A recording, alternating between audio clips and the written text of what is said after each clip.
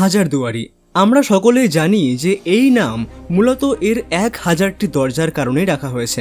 কিন্তু জানেন কি, শুধুমাত্র কয়েকশো দরজা হলেই যেখানে হয়ে যেত, সেই কাজ সম্পূর্ণ করতে 1000টি দরজা কেন বানানো হয়েছিল?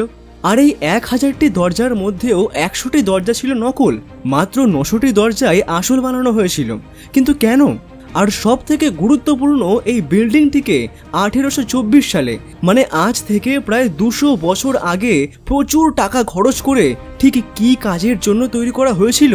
আর বলা হয় এই হাজারদুয়ারিতে এমন একটি আয়না এখনও রাখা আছে যাতে একজন ব্যক্তির মাথা নয়, কেবল শরীর দেখা যায়। এটা আসলেই কি এখনও প্রাসাদে রয়েছে? আসুন আজকের এই ভিডিওতে জেনে নেওয়া যাক এই সমস্ত প্রশ্নের উত্তর। সবার প্রথমেই কথা বলা যাক যে হাজারদুয়ারিতে 1000টি দরজা আসলে ঠিক কেন বানানো হয়েছিল। তবে তার আগে ছোট্ট করে এর ইতিহাসে একবার নজর দেওয়া যাক। 1823 সালে পশ্চিমবঙ্গের মুর্শিদাবাদ জেলায় গঙ্গা নদীর তীরে এই প্রাসাদটির নির্মাণের কাজ শুরু হয়। প্রায় 16,50,000 স্বর্ণমুদ্রা ব্যয় করে এই রাজপ্রাসাদটিকে তৈরি করা হয়েছিল। অধিকাংশ মানুষই মনে করেন যে এই হাজারদুয়ারি রাজপ্রাসাদটি নাকি সিরাজদৌল্লা তৈরি করেছেন। তবে এই কথা একেবারেই ভুল। সিরাজদৌল্লার মৃত্যুর 72 বছর পরে তৈরি করা হয়েছিল এই প্রাসাদটিকে। 1829 সাল নাগাদ নবাব হুমায়ুন জাহ এই প্রাসাদ নির্মাণের কাজ শুরু করেন। আসলে সিরাজউদ্দৌলার প্রাসাদের নাম ছিল হীরাঝিল প্রাসাদ, যেটি ঠিক এই হাজারদুয়ারির বিপরীতে গঙ্গার ওপারেই ছিল। কিন্তু বর্তমানে এর কোনো অস্তিত্বই নেই। গঙ্গা নদীর ভাঙনের সাথে ধীরে ধীরে জলের নিচে তলিয়ে গিয়েছে সেই প্রাসাদের ইতিহাসও। তবে 1000টি দরজা বানানো বা হাজারদুয়ারি নাম রাখার পিছনে সিরাজউদ্দৌলাই মেন কারণ। আসলে সিরাজউদ্দৌলার শাসনকালে তার দরবারে 1000 জন বুদ্ধিমান পণ্ডিতদের নিয়ে কোনো বিষয়ে সিদ্ধান্ত নিতেন, যেটি খুবই সফল ছিল, যার ফলে এই দরবারির নাম হয়ে গেছিল হাজার দরবারি। পরবর্তীকালে এই হাজার দরবারি থেকে অনুপ্রাণিত হয়েই নবাব হুমায়ুন জাহ এমন একটি প্রাসাদ বানানোর কথা ভেবেছিল। এই কারণে প্রাসাদটির 1000টি দরজা আর এর নাম রাখা হাজারদুয়ারি। প্রাসাদটি মোট 3 তলা বানানো হয়েছিল, যার একদম নিচের তলায় ছিল অফিস এবং গাড়ি রাখার জায়গা। দ্বিতীয় তলায় ছিল আদালত, মানে দরবার। এই দরবারেই চলত নবাবের বিচার সভা। আর একেবারে উপরের তলায় ছিল নবাব আর বেগমদের থাকার ঘর।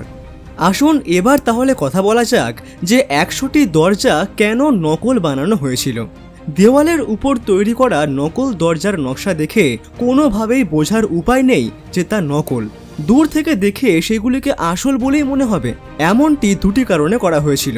প্রথম কারণ, যদি প্রাসাদে কখনো শত্রুর আক্রমণ হয়, তাহলে নবাব ও তার পরিবারের সুরক্ষা নিশ্চিত করার জন্য যাতে যে কোনো দরজা দিয়ে পালিয়ে তারা প্রাণে বাঁচতে পারেন।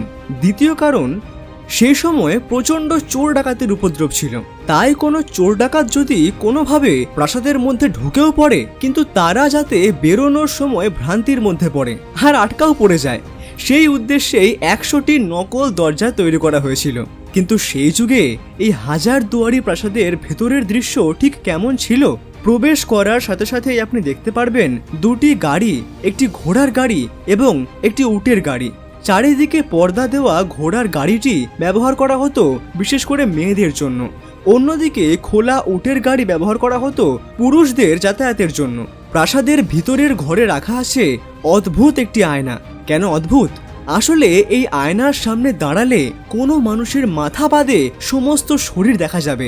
এই বিষয়টি একটি রহস্যের থেকে কোনো অংশেই কম নয়।